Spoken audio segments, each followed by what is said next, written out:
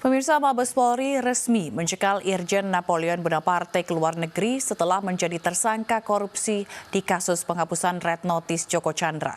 Dari penelusuran tim iNews, Joko Chandra sempat singgah di perkebunan sawit dan berganti mobil menuju Bandara Pontianak usai berhasil masuk Indonesia di pos perbatasan Bengkayang, Kalimantan Barat, Juni silam.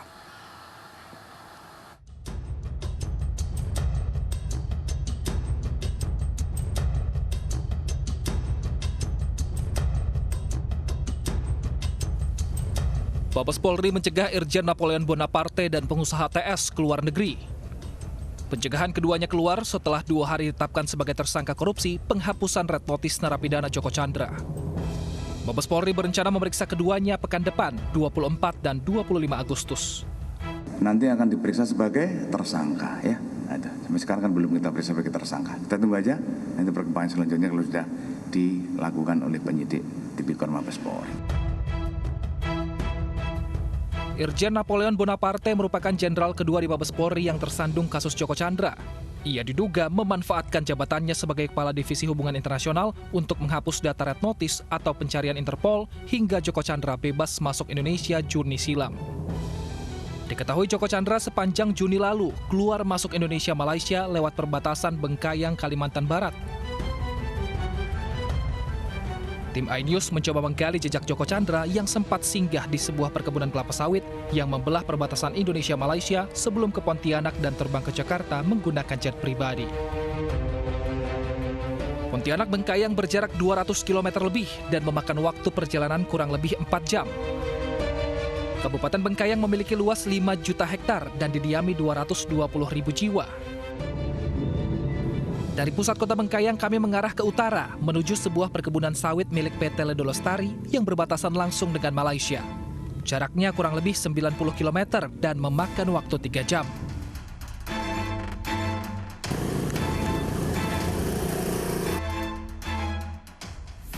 Di tengah hamparan kebun sawit seluas 40.000 hektar, sebuah gedung yang menjadi kantor PT Ledo Lestari berdiri.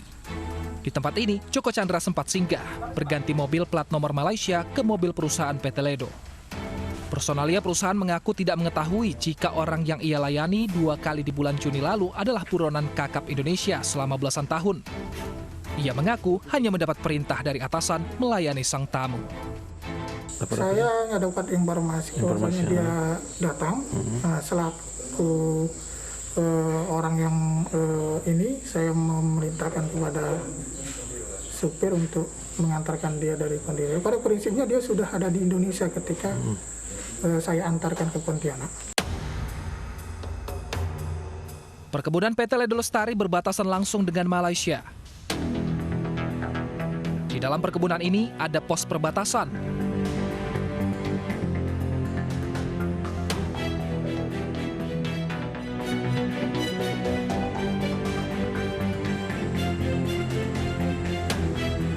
Lahan cukup luas membuat kami harus menempuh 1 jam perjalanan mencapai pos perbatasan. Pemirsa, saat ini saya sedang berada di Desa Semunying Jaya, Kecamatan Jagoi Babang, Kabupaten Bengkayang, Kalimantan Barat. Di tempat ini merupakan perbatasan antara Indonesia dan Malaysia. Di lokasi ini diduga menjadi tempat perlintasan Joko Chandra menuju Kuching, Sarawak, Malaysia menggunakan roda 4. Joko Chandra disebut-sebut 2 kali masuk dan keluar Indonesia melalui perkebunan ini di bulan Juni silam. 1 kali untuk membuat IKTP dan mendapat PK di PN Jakarta Selatan, dan yang kedua untuk membuat paspor di Imigrasi Jakarta Utara. Pemilihan Kepala Daerah Kabupaten Bandung semakin ramai dengan wacana calon bupati dari Partai PKS Gun Gun Gunawan akan berpasangan dengan wakilnya dari Partai Demokrat, yakni aktris Dina Lorenza. Namun baik Gun Gun maupun PKS membantah kabar tersebut. Wacana calon bupati Gun Gun Gunawan berpasangan dengan wakilnya, aktris Dina Lorenza, maju dalam Pilkada Kabupaten Bandung beredar di media sosial. Namun isu tersebut dibantah Gun Gun Gunawan. Dewan Pengurus Wilayah PKS juga menyatakan pernyataan terkait Gun Gun Gunawan akan berpasangan dengan Dina Lorenza belum dibahas bersama Dewan Pengurus Daerah.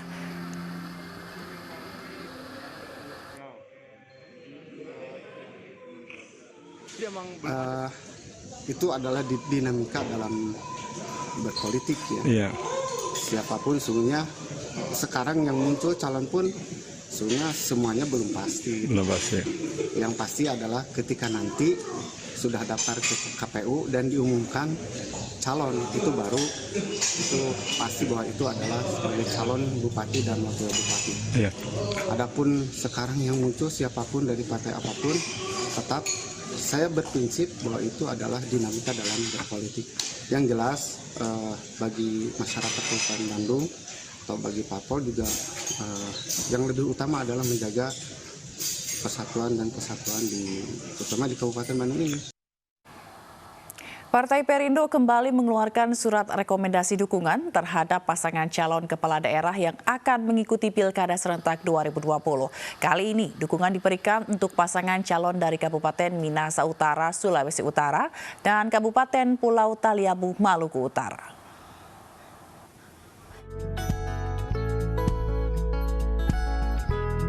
Komitmen memajukan pariwisata di Kabupaten Minahasa Utara menjadi alasan utama bagi Partai Perindo untuk memberikan dukungan kepada pasangan calon kepala daerah Jaun Ganda dan Kevin William Lotulung.